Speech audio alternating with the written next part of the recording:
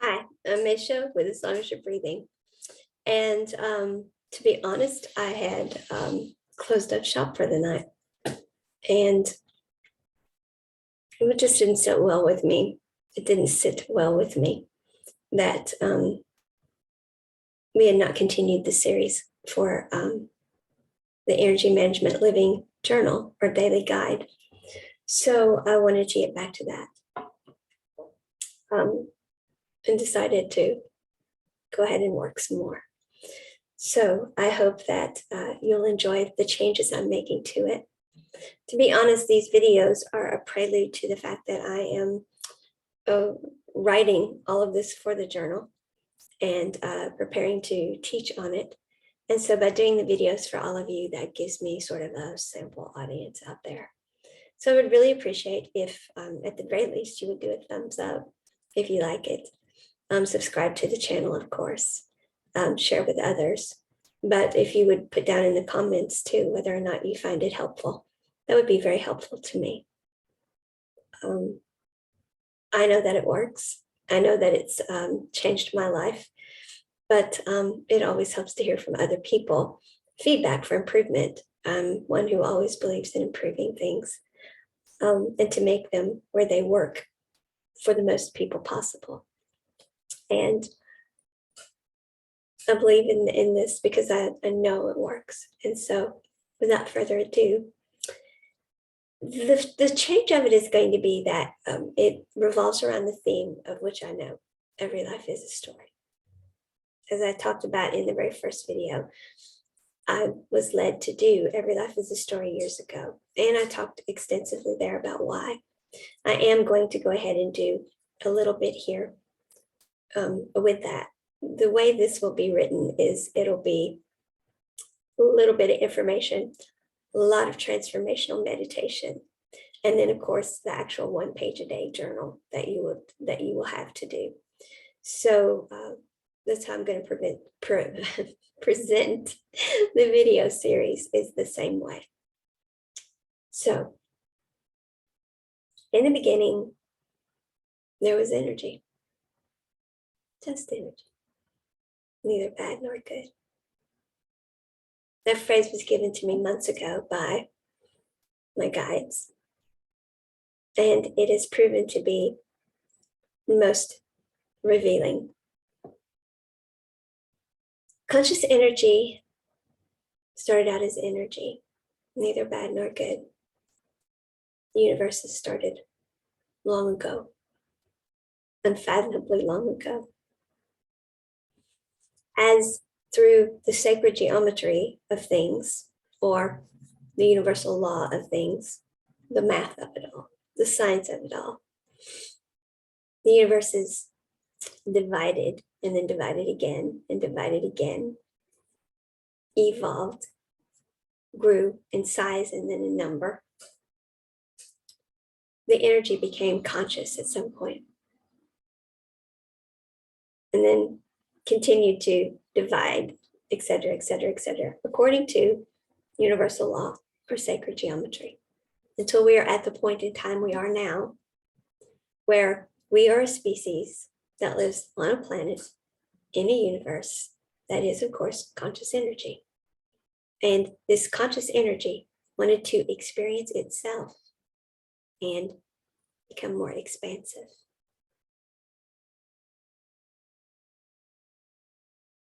So it literally, the subdivisions then became beings, energetic beings, multidimensional beings that had co-creative power.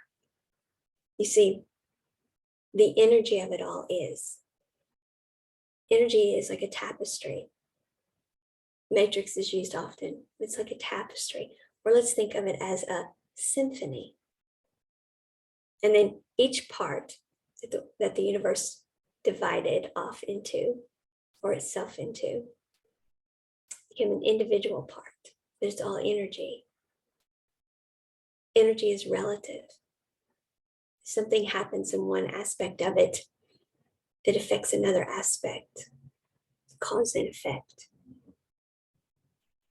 So the power given to the pieces of the universe, the multidimensional beings, was co-creative. They had free will, or at least in the incarnation here, which we're going to get to. But when they did create, it was always co-creative, because everything they did, each creative intent they had effect on another aspect of the universe. Each part of the orchestra, when it plays, it affects the sound of the whole orchestra. The sound reverberation affects the whole orchestra. And it is all to be in harmony, in tune, to follow a divine order. Or it's noise, it's chaotic. So each one of these beings, they can create, but they co-create. That is their power, their authority, their potentiality by universal law. It's not the universe lording over and fearing what its co-creators would do, trying to control them. It's simply universal law. It's the physics of it. It's the math of it. It's the sacred geometry of it. That's the term used so often. It's the sacred geometry of it. Universal law. Not rules to hinder creation, simply the rules of science that exist. It just simply is. Okay. So, as these energetic multidimensional beings, or as these energetic beings gained more and more conscious awareness, expanded consciousness more and more, well, they decided that they wanted to have physical bodies of some sort to embody or incarnate into, to experience a tactile existence, an incarnate period in a physical beingness. Now, this physical being would have to have a way of embodying the energy that these beings are made of, and would need to be at a certain vibrational frequency for everything to stay in harmonious order. So it's all reverse engineered. The universe, of course, wanted consciousness to expand, but we had to make sure that everything stayed within certain parameters. Because there were some dense energies that if we got down into, it would lower the vibrational frequency of everything and cause chaos. So each of the beings that were going to incarnate co-created or wrote their own story, understanding that everything they did in those stories is going to affect the next incarnated being and the next incarnated being, and not just the beings on the planet, but that those vibrational frequency waves would reverberate out and affect the cosmos, the universe. That if each piece of the orchestra, each incarnate being, was not in tune with its right vibrational frequency, well, one out of tune or a little out of tune, you might not notice. More out of tune or a lot out of tune, and it starts to not sound so good. A bunch of them out of tune, it's like, what are we listening to here? All of them out of tune, well, it's pandemonium. So the stories they decided upon, it wasn't this, I'm going to lord over you and this is how you're going to do it. No, consciousness wanted creation. Conscious wanted to be expanded. So they wanted us to co-create. They wanted us to create so they could experience more. and consciousness would expand. So, as a symphony, like a tapestry is woven, the storylines for everyone that's going to incarnate at a certain time are agreed upon. We contract to them. We say, yep, that's me. I'm signed up for all those things. That's how I'm going to show up down there. It's going to be amazing. Because yes, it's going to be an experience. I'm going to come down and I'm going to have an experience. And I'm not going to remember it when I get there. My heart space, the dimension of my heart, is going to be able to conceptualize or conceive it, because that's where the imagination is. And that's also where the intuition is. See, the heart space, the dimension of imagination, can conceive of things. And that's where our intuition resides. So it first gets the hit. This is lighting us up. This is part of our story. And then that intuition, the heart space, well, all of the other aspects of this multidimensional being that we are, communicates and works in harmony together from the macro to the micro, just like the universe is a big, expansive entity that subdivided itself. And yet we are all still one. Even though we are individual, we are one. Well, that is the same as here. That energy is multidimensional, and we function as one. Although each dimension is distinct, and we are the incarnate part.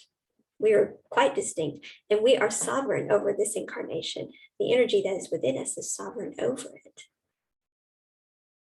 We're like the lead writer in the story. So we are one. So we came here then to experience this wonderful story. Our intuition gets the hit in the creative dimension, the imagination dimension, which is in the heart. The heart has been shown to have a mind. And then that intuition allows us to coordinate with all the other multidimensional aspects of ourselves. There's the energy centers, or the dimensions of us that are incarnate in the body. And it's all the input and tactile experience that we have, everything coming at us that we can perceive of. It's also the experiences we've had. It's what we've learned, because this dimension is the dimension of the mind, or the ego. It's also our protective dimension, our guardian dimension. Now, the mind has wonderful, wonderful job. It makes sure that everything automatic that's supposed to happen happens. It works with the spinal system, the nervous system, which goes up and down our back and then out through our bodies to make sure all the automatic stuff happens. But then it also learns things. It gets programmed after it's here. It learns things, and it uses that to keep us safe. Then we have the higher dimensions, which are not embodied, but they're still a part of this being. And so they're like our control tower. They can see where we want to go. And they know the story too. And they can see where we want to go. And so, but they want the story to unfold for us. They want us to enjoy this experience. That's why they've incarnated in us. It's for it to be this enjoyable experience. So they're going to guide us. They're going to also communicate with us in various ways. Through clairaudience, clairvoyance, clairsentience, through being empathic, clairaudience, being able to hear, clairvoyance, being able to see or know, claircognizance, just knowing, clairsentience, feeling. There are a few other clairs. I can't remember them all right now. There's the just smelling one. There's I think there's even one for taste. I don't know. I think there's one for every sense, but those are the ones that I have, or that I use. I'll put it that way. We all have all of them. It's, have we awakened to them yet? Have we surrendered to them yet? Are we utilizing them yet? Are we in a vibrational frequency too? Okay. But many are empathic as well.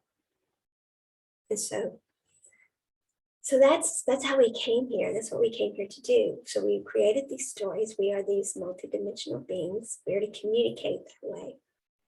And we are to know the story from our heart space. It is to evolve. And as it unfolds for us and evolves as we go down our timeline, we were to stay plugged into our frequency that we said, this is how I'll show up. The story we wrote in our own free will, that we co-created with everyone else for the whole symphony. Okay.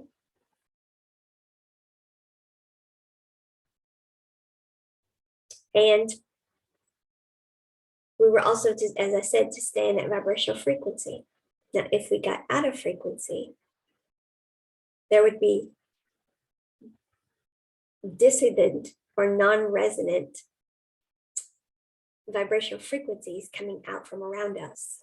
And that would create a butterfly effect, which would cause other energies to have butterfly effect that would send chaotic energy out. The symphony wouldn't sound good. It would be out of tune. You see, our one and only job, who am I and why am I here, which we all want to know. You are a multidimensional being who incarnated here to help expand the consciousness of the universe. And in your own free will, you co-created all of this story that we are to live out. And your only job is to do the self-care needed to show up as you said you would and be the one and only you. You're the only one who can be that. You're the only one who can live that experience and be in that vibrational frequency that is plugged into its spot. You're that instrument that's in tune. So the whole symphony is there and playing harmoniously. See, if you're a little out of tune, if you're not getting everything you came here to get, if you're out of vibrational frequency and you're not living the life you came here to live, then that reverberates out and the person next to you, well, theirs gets altered a little. And then somebody next to them, theirs gets altered a little. And we have butterfly effect, and pretty soon, no one is getting the life they came here to live. And all of that reverberates out to chaos in the orchestra pit, which is the universe. First, it's the planet, then it's the human collective consciousness, then it's universal consciousness. It's everything. So you are so valuable. You coming here and living the life that is going to light you up and that you're going to be healthiest and happiest and most whole and most complete living. You doing the self-care to be sure you're doing your energy management, to be sure that you're in your vibrational frequency, having this amazing experience that you in your own free will created for yourself. You're imperative to the next person having that experience and the next person having that experience and the person next to them having that experience, and for the whole universe to be in order. Because everything is relative. We're all related. We're all parts of the universe, parts of this tapestry or matrix of energy. And every time something happens with one of us, it needs to be in a certain vibrational frequency. It needs to be a certain way, or it causes non-resonant or chaotic energy. And it's no one controlling anyone else. It's no one dictating to someone else. It's nothing like that. It's the math of it all. It's the physics of it all. That's why we reverse engineer it. That's why we write the stories. We co-create them before we get here to determine what the frequencies are that we're all going to be in, to keep everything from being chaotic, to keep from creating chaos. We all have our sheet music before we get in the orchestra pit. And we all make sure we're tuned up and we play the notes that are on the sheet music. And we worked really hard to learn how to do that. We worked really hard to have that seat in the orchestra pit. That's each one of us. But what ended up happening is there was a reverse understanding of this. And the mind, the guardian of us, our ego, which is not comfortable with things that it doesn't know, well, it wanted to keep us safe. You see, the heart would get lit up and say, oh, we're conceiving of something here. We've got a hit. We're supposed to do this to move along our timeline. And the mind, which got more and more programmed all the time, existence after existence after existence, started saying, hold on a second, that we don't know about that, and we need to stay in the comfort zone.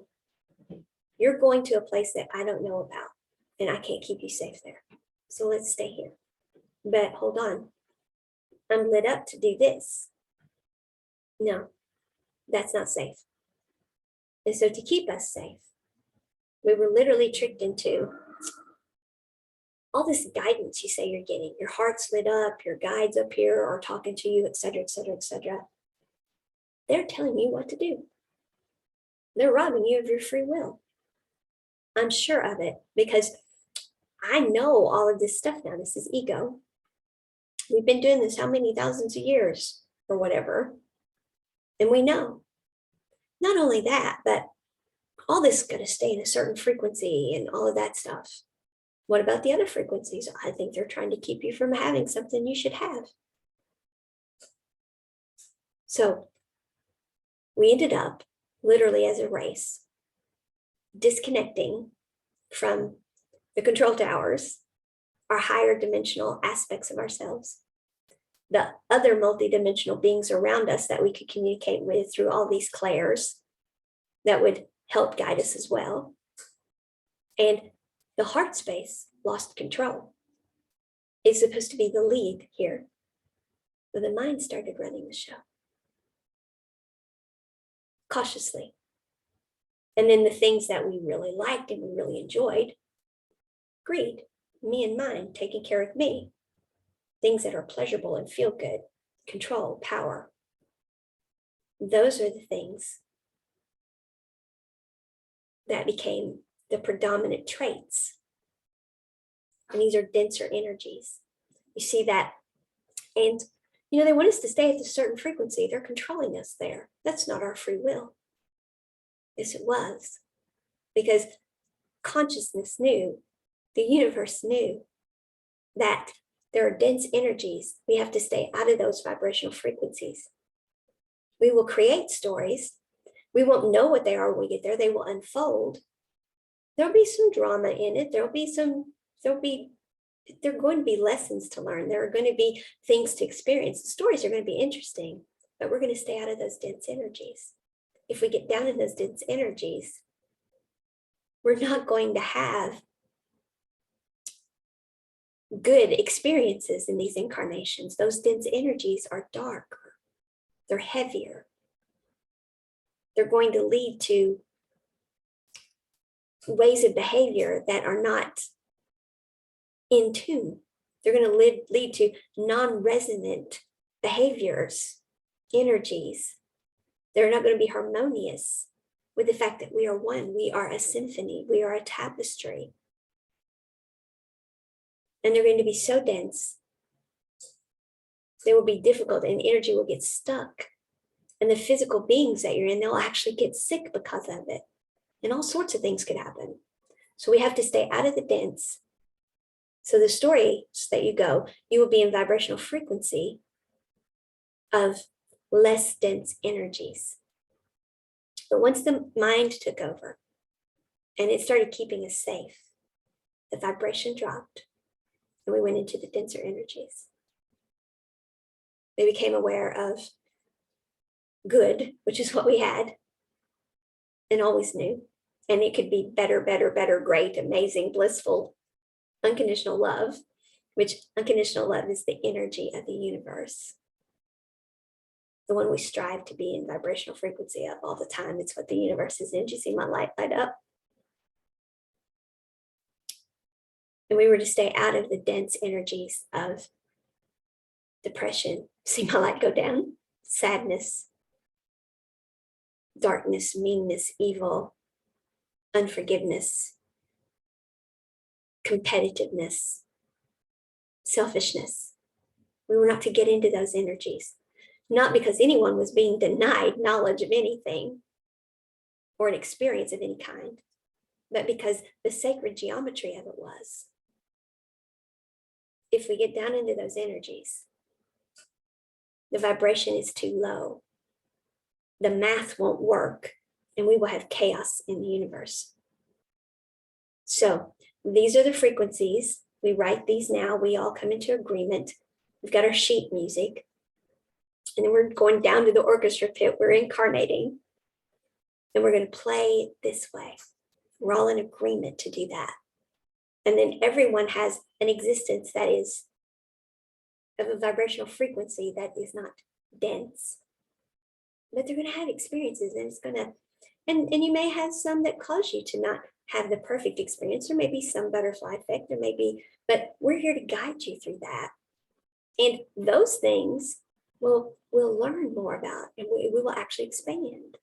Because you see, it wasn't micromanaged. We didn't write, on Tuesday, you'll mow the lawn at 3 o'clock. On Wednesday, you'll cook dinner at 5 o'clock. We didn't write it that way. We wrote it with set points or checkpoints or destination points. That, okay, you've got free will to do what you want in between here or down there. You got all kinds of creative license. But you signed up to be here at this point in time. And you being there is important because all these other people, that's going to affect them. But you got some free will there. You got creative license down there. We always had our free will, but it means creative license here. And then you've got this set point to get to, and you've got creative license there. And that's what the guides were for. The rest of our multidimensionalism was watching for this and saying, oh, okay, well, this is what's going on. This is what that one chose. That's what this one chose. Okay, we're going to guide you this way. And so our intuition, as we were lit up and we were coming down our timeline and our stories were unfolding, our intuition was also accessing or being accessed by the other multidimensional aspects of ourselves that could see all of this, and other multidimensional beings that were here to help too, that weren't incarnate, but they're here. And so they want to help too. And we could communicate with them. And they were like, okay, come this way. Nope, wait, come that way. What's your story again? Oh yeah, that's it. Okay, come this way, come that way. And so they were helping us stay in vibrational frequency. But then we lost contact with all of that. The mind took over. Pandemonium. And we now have an orchestra pit here that all the instruments are out of tune. We have all this butterfly effect going on. We have dense energy. Who am I and why am I here? You're an incarnated being,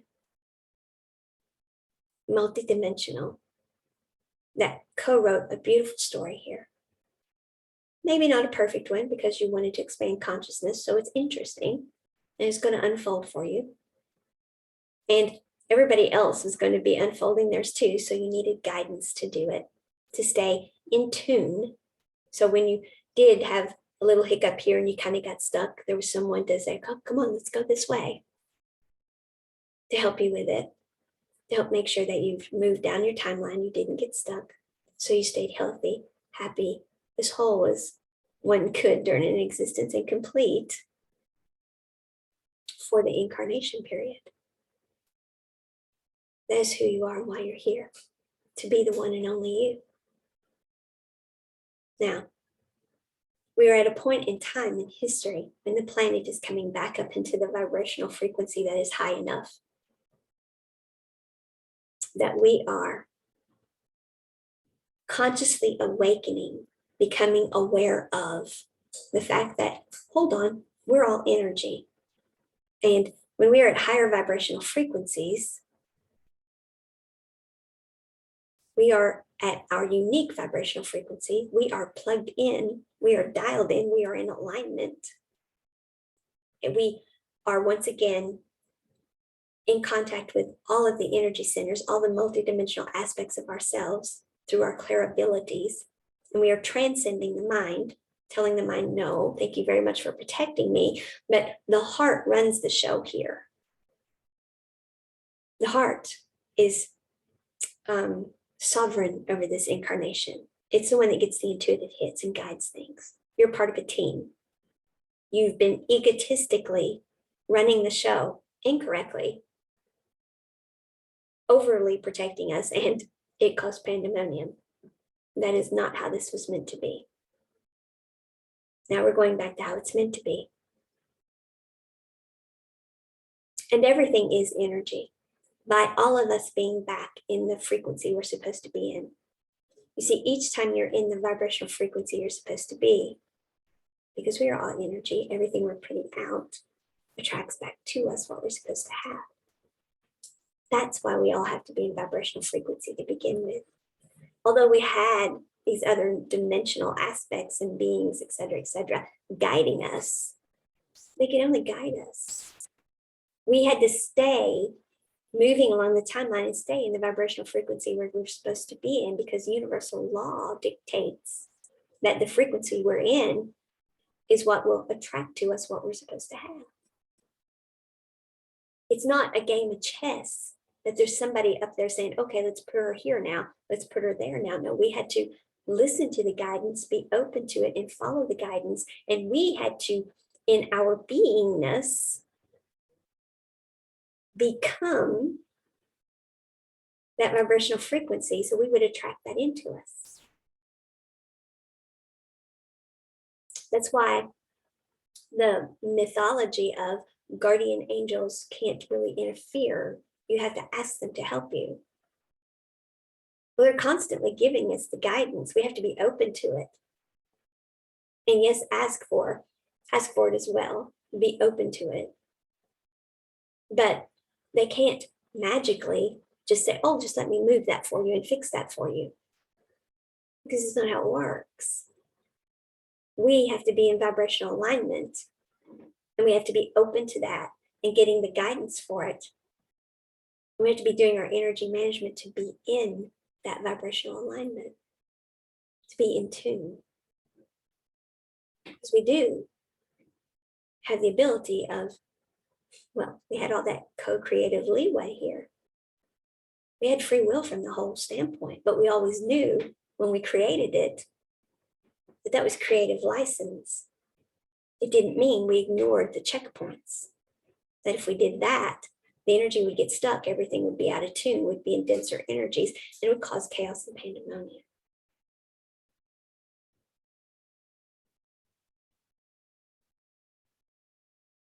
So, we are now at a point in history where we're aware of all of this. This is how it works. Now I'm going to be talking a great deal more about how energy actually works and how we manifest the life we're supposed to have and what that true self-care really is, what energy management really is. But this is, every life really is a story. And we are sovereign over that story. We are to be the one that makes sure it unfolds in the way that lights us up intuitively and keeps us as healthy, happy, whole, and complete as possible, and creates a harmonious existence for us, for everyone around us, that reverberates out through the cosmos. Because in the beginning, there was energy, neither bad nor good, just energy. And it wanted to experience and be expansive. And so you became the one and only you to do your part in that. And you're the only one who can. That's how important you are. Your being here at this moment in time is as imperative as the next person and the next person and the next person.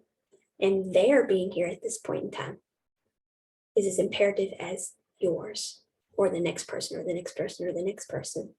And everyone getting the story they wrote, being in tune, is imperative for everyone else to get the story they wrote. No one person is any more important than the other. We're equally as important. And whatever in our free will we wrote to come here and do, that's what we're supposed to have. And they're not ever meant to have been dense energy lives, because that would have pulled us into the dense energies that we got into that caused the chaotic energy that has been ruling everything and has led to the chaos we're in now. But we're at a point in history where you, being the one and only you, is going to help reverse all of that and put chaos back into order. Who am I and why am I here? This is the answer to that. And this 1 page a day journal is going to help you get yourself in tune and stay in tune. So you, as the one and only you, experience what you came here to experience. And you're a part of the beautiful symphony that we are all meant to be a part of and living. Energy management, living, great big capital.